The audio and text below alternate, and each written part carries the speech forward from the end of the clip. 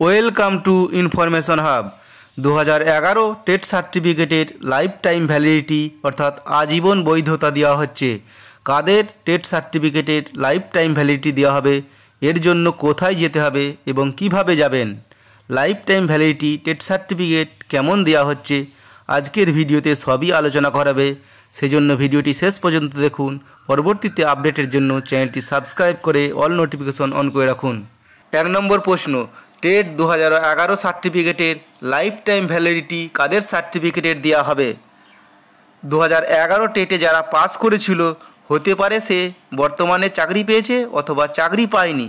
এদের মধ্যে যারা আগে রিজিওনাল অফিস থেকে টেট সার্টিফিকেট তুলেছে এবং যারা তোলেনি এখন নতুন করে রিজিওনাল অফিস থেকে সার্টিফিকেট তুলবে, তাদের সকলের টেট সার্টিফিকেটের লাইফ টাইম ভ্যালিডিটি দেওয়া হবে।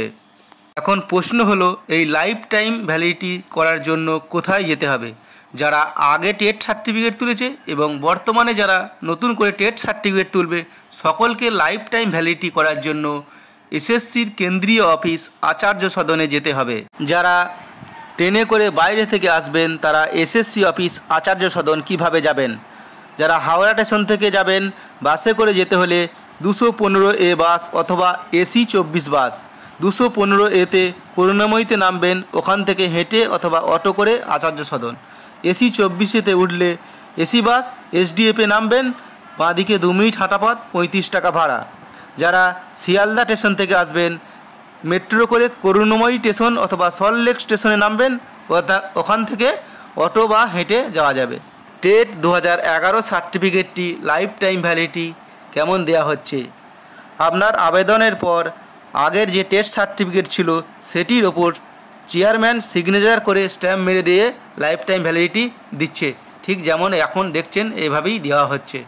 TET 2011 certificate life time validity করার আবেদনের শেষ তারিখ কবে? এসএসসির ওয়েবসাইটে নোটিশের মাধ্যমে জানানো হয়েছে যে টেট 2011 সফল ক্যান্ডিডেটদের জন্য জানানো যাচ্ছে যে যারা লাইফ টাইম ভ্যালিডিটির জন্য আবেদন করছেন তাদের 31শে জুলাই 2024 পর্যন্ত সমস্ত কার্যদিবসে দুপুর 2টোর মধ্যে রিপোর্ট করতে হবে এবং তাদের আবেদন জমা করতে হবে।